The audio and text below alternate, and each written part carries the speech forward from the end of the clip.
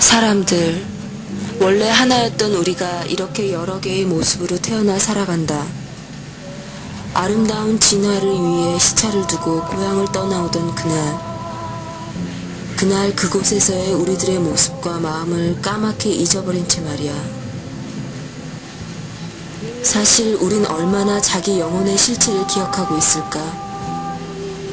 인간을 사랑하여 인간으로 다가와 가져보는 이 시간 동안 원래 하나였던 우리가 서로 다른 모습으로 태어나 너와 나 혹은 우리와 남으로 다시 만나는 이 순간 안에서 고향에 대한 기억을 잃어버려 존재의 의미도 잊어버린 우리들. 회귀의 그날 전에 미리 기억하고 잊지 않음으로써 더 많이 그리워하고 사랑할 수는 없을까?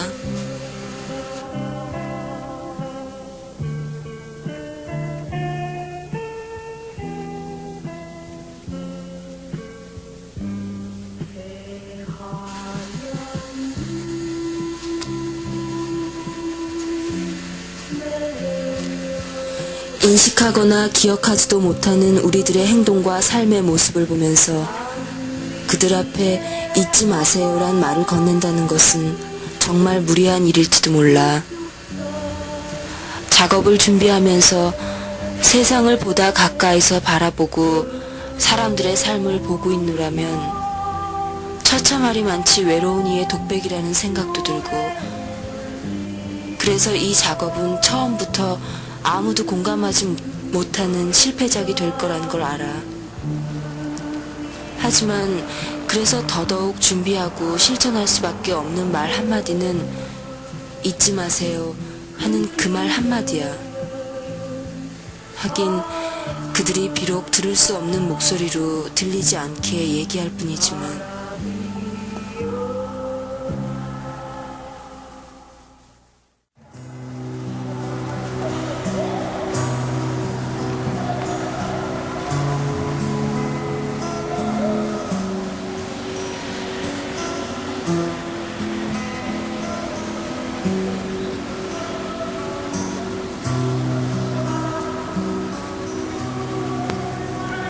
나의 노래는 잠은 거리 라라라라라. 나의 노래는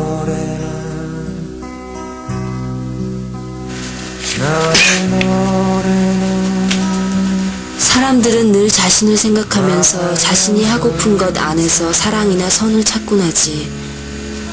언제나 그렇듯 사람들은 사랑하고픈 것만 사랑하며 행동하고픈 것만 행동해. 그래서 자신의 이기심의 존재 안에서 사랑하고 봉사하지. 하지만 선이나 의를 위해 자기를 버리지는 못한다고 해도 그 조그마한 이기적 사랑의 불씨가 영혼을 기억하는 시작은 될 거야.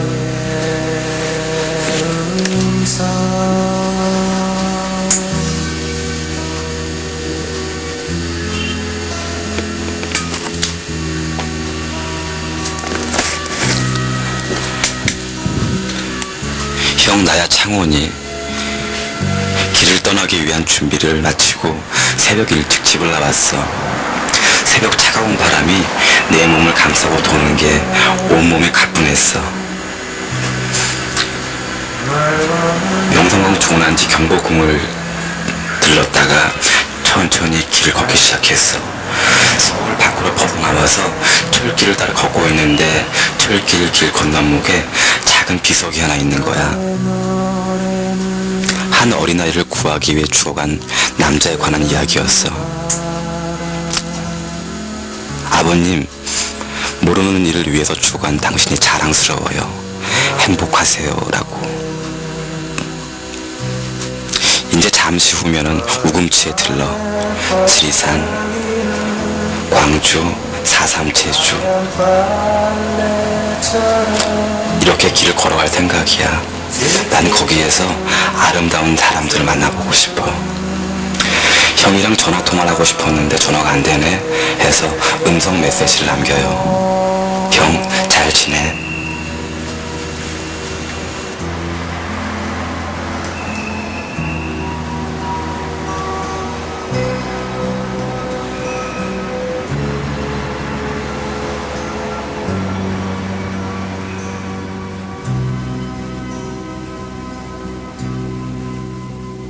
나의 노래는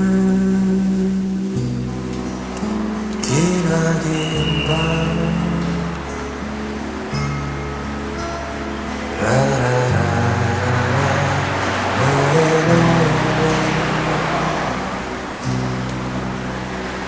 나의 노래는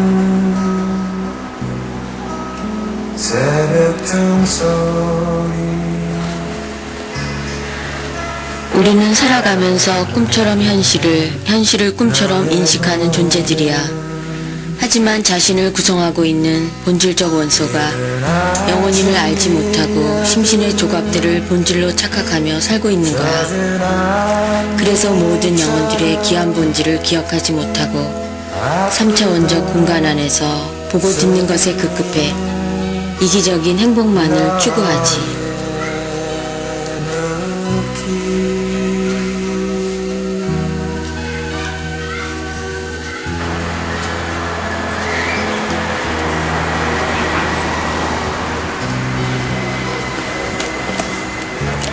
나야.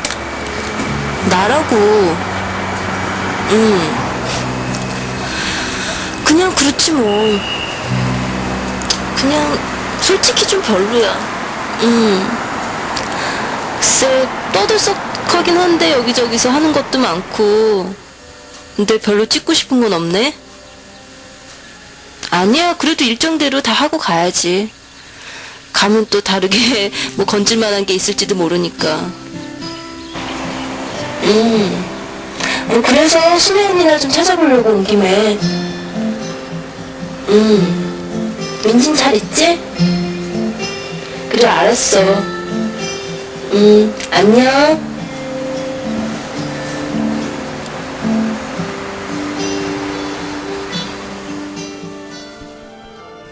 그들이 떠나온 하늘에 대하여처럼 이 작업은 우리가 뿌연 창을 통해 바라보는 불순함과 어리석음을 문을 열고 바라보는 훈련이며 시각의 전환이 되었으면 해.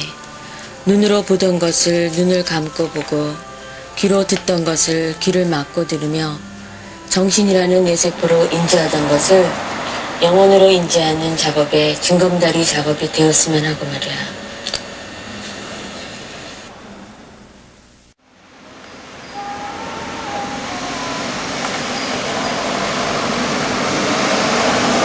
제 차례인가요?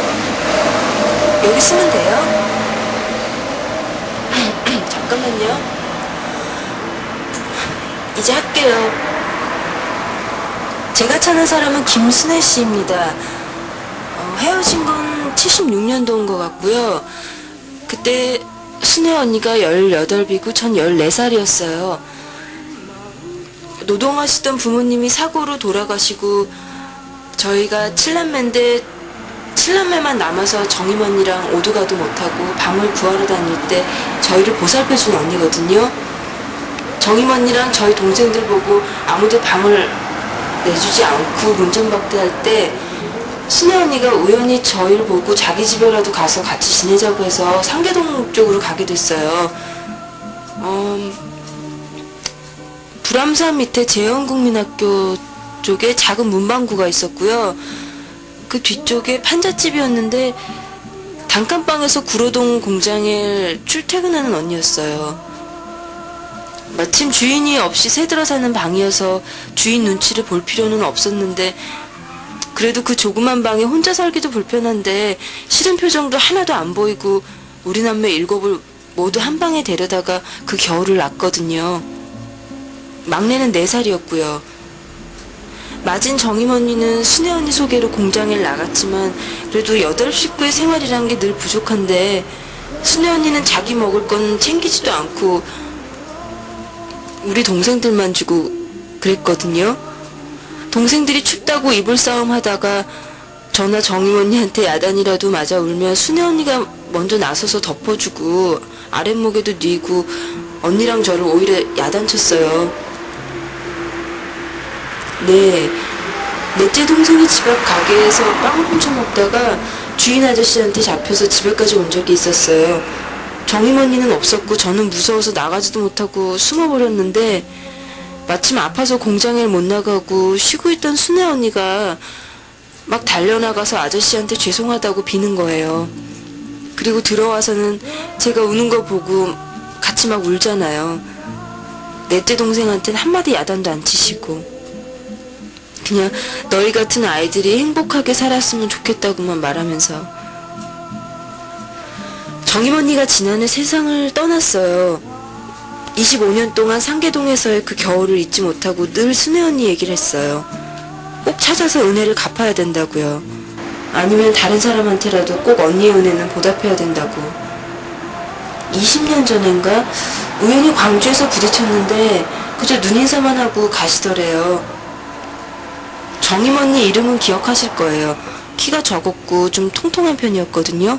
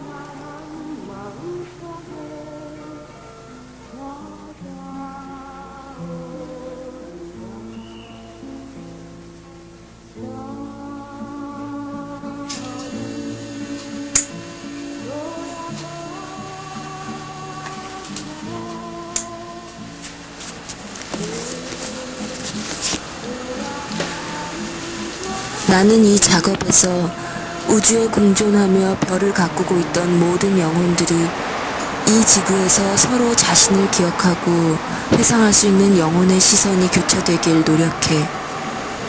그러면 우리가 보고 듣고 생각하던 3차원적 갈등과 선입견, 고통과 욕심, 그리고 편애와 미움이 모두 한갓 부질없는 찰나임을 발견케 될 것이니까.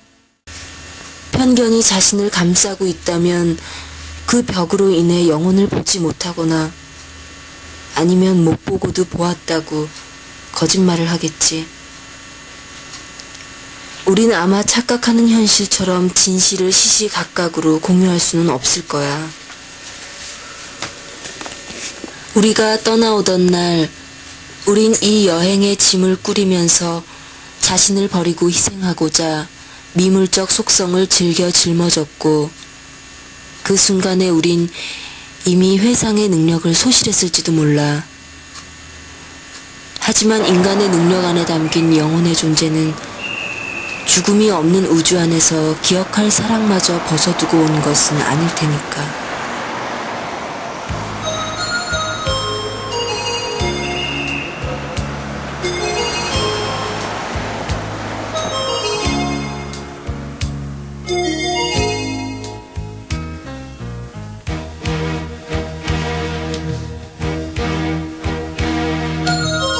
나 혼자 이렇게 앉아 있어도 그 사람 오지 않네. 이곳에 와서 만난 그 사람 지금은 왜 못 오시나. 희미한 불빛 가에서 나는 술잔에 던져버린 나의 모습 받아버린 나기에 잊을 수 없어. 그 추억, 그 순간 사랑의 미련이여라.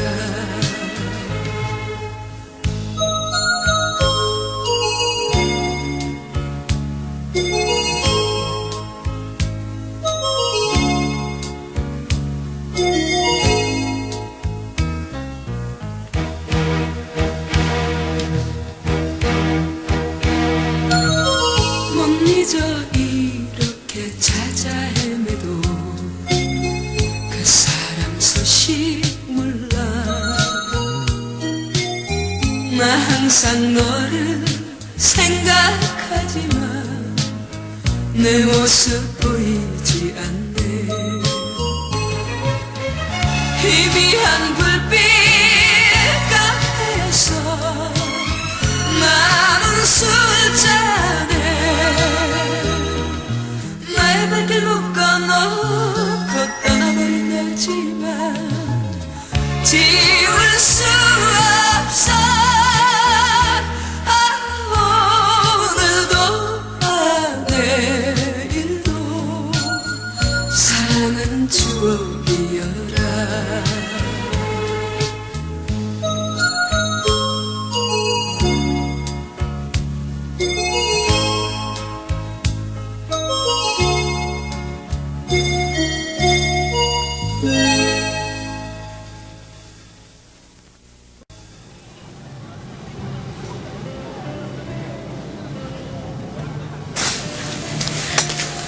이거 한번 읽어보실래요? 어느 광주분이 쓴 글인데. 광주에 관심을 가져주시니 고맙네요. 모두들 말로는 관심을 갖는다고 말합니다. 그러나 그게 부담이었든 혹은 잘못됐다는 비판에서든 어쨌든 광주는 외롭습니다. 그 책임이 1차적으로는 광주를 지키는 사람들에게 있겠지요. 그러나 그 책임의 일부는 그런 광주를 비판하는 방관자들에게도 있다는 게 제 생각입니다. 외골수로만 가는 광주를 비판만 하지 그럴 수밖에 없는 환경을 이해하고 진정으로 그 아픔 속에 함께하는 자세로 설득하려는 노력은 없습니다. 문제는 애정이죠. 애정이 있으면 오해가 생기지 않습니다. 저는 이번에도 뼈저리게 느끼는 게 하나 있습니다. 우리가 광주를 포위하고 있는 이 철벽 같은 장벽을 허물어뜨리려고 하면 할수록 이 벽은 마치 늪에 빠진 물체가 허우적거릴수록 더욱 빠져들듯 두터워짐을, 마침내 구경꾼은 늪에 빠진 생명체를 구하기를 포기하면서 나로선 어쩔 수 없었어 이렇게 말합니다. 80년 5월에도 그랬죠 아마. 정말이지 광주에 살고 있는 사람들이 느끼는 고립감이란 무슨 천형을 짊어지고 태어났나 싶을 정도로 깊습니다. 때로는 광주에서도 에이 언제 우리가 남한테 기대고 살았냐? 우리끼리 올바르면 됐지. 이런 식의 반응이 주류를 형성할 때도 있습니다. 저는 그런 입장에 반대합니다. 우리 스스로 정당성을 객관적으로 입증하고 동의를 얻는 데 실패한다면 5월 항쟁 기간에 느꼈던 고립으로부터 오는 공포감에서 여전히 헤어날 수 없기 때문입니다. 16년 전 오늘 광주는 작은 희열을 맛보았습니다. 나중에야 어찌될 망정 우린 계엄군의 퇴각을 환호했습니다. 나는 도청에 들어가서 붙잡혀온 공수부대가 부들부들 떨고 있는 모습을 목격했습니다. 생각 같아선 그냥 그 자리에서 총살이라도 시키고 싶었습니다. 실제로 그땐 우린 그렇게 할 수도 있었습니다. 그러나 그래선 안 된다고 사람들을 설득했습니다. 성난 군중들은 그를 제물로 삼기를 원했지만 만류했고 투쟁의 대의에 대해 생각하기 시작했습니다. 생판 처음 만나 서로 모르는 사람들이었고 그들은 모두 무장한 채였죠. 해방 기간 동안 에피소드는 무수히 많습니다. 그러나 항상 우린 고립감에 괴로워했습니다. 저는 인간에게서 고립이란 게 얼마나 무서운 것인가 공포의 실체를 맛보았습니다.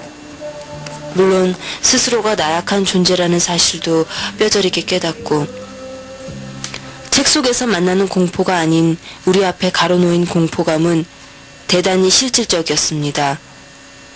도시 전체가 파멸될 수도 있고 모든 게 한꺼번에 끝나버릴 수도 있는 16년이 지난 오늘 돌이켜보면 참 역사란 무심한 거구나 싶습니다. 진실은 왜곡되고 심지어는 희화화되고 광주의 진실은 빛이 바래고 이제 누구도 가까이 하기를 꺼리는 그런 흉물로 전락하고 있는 모습을 볼 때 참으로 안타깝습니다. 사람들은 그걸 원합니다. 진실을 원하는 게 아니라 재미를 원하고 뚜렷한 논리적인 상징을 원하고 그런 식으로 투쟁의 진실은 형해화되고 이제 모두 등을 돌리고 있습니다. 80년 5월 고립된 광주에서 느끼는 공포감이 다시 느껴집니다. 개인적으로 저는 10수년간을 그 문제에 매달려 왔습니다. 고립은 공포다. 어떻게든 고립되지 않아야 한다. 그건 우리에게 논리가 아니라 생존의 문제다. 그 점에서 저의 기준은 분명합니다. 내부건 외부건 결과적으로 고립을 초래하는 행위를 하는 자는 죄악을 저지르는 것이라고. 제게 정의란 그렇게 중요하지 않습니다. 정의가 고립을 해소시켜 줄 수 있을 때 중요하다고 생각합니다. 아직까지는 정의가 그런 역할을 할 수 있을 것이라는 믿음이 있기 때문에 저는 정의를 지키려고 노력합니다. 그러나 정의가 그 자체로서 외롭고 고립을 초래하는 것이라면 저는 언제라도 변절을 각오하고 있습니다. 참으로 오랜만에 이런저런 문제를 생각해 보는군요. 예기님의 끊임없는 진지함에 이끌려 새삼 이런 상념을 떠올려 보았습니다.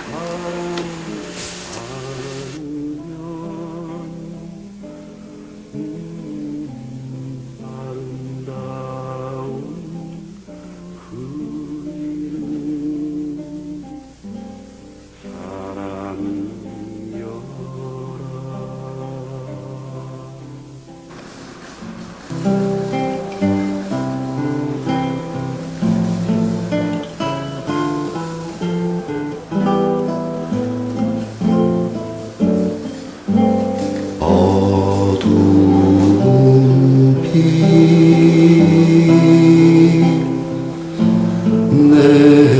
내려오면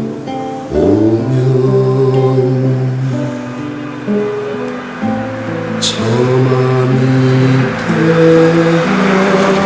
하나이 울고 서 있네.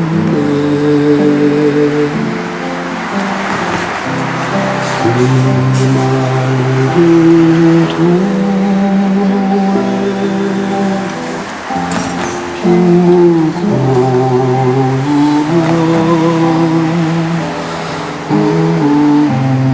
아름다운 그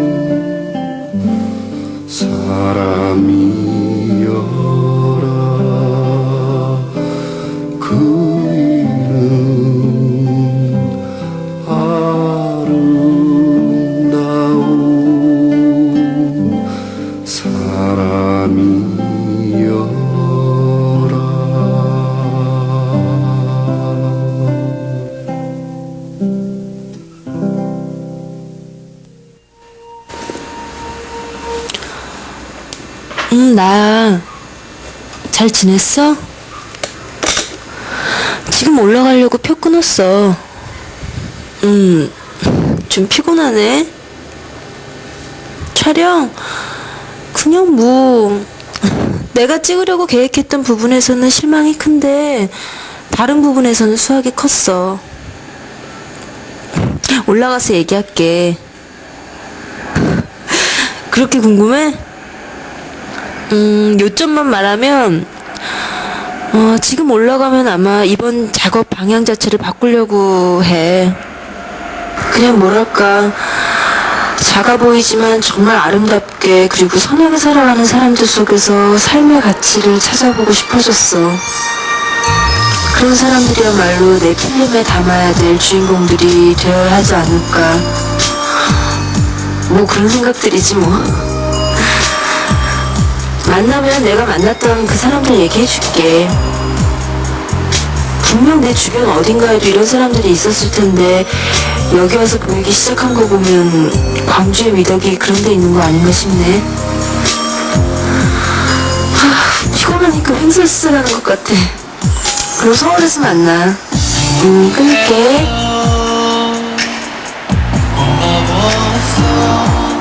나 지금 너에게 미안해하고 있어. 그토록 아름다웠던 우리의 사랑은 영원하리.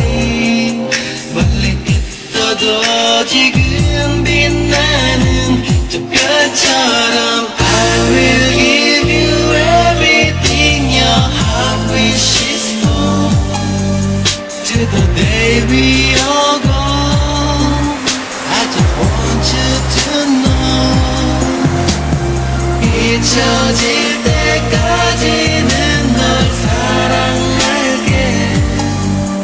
내가 할 수 있는 마지막인 걸.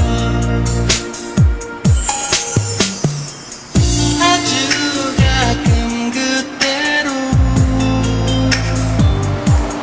돌아가고 싶다고 생각했지.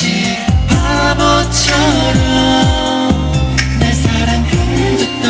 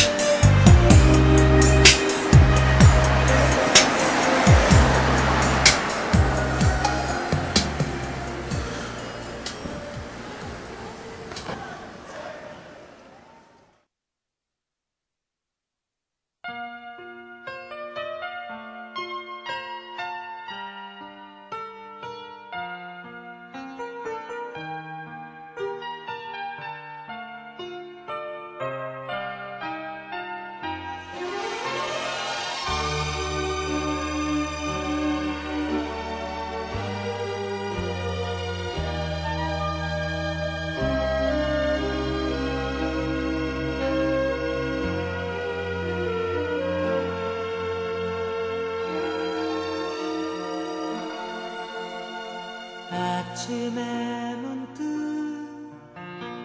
눈을 떠보니 낯설게 보이는 모든 게 내 주위에 가득 차 일어나 다시 살펴보았더니 오래된 내 작은 방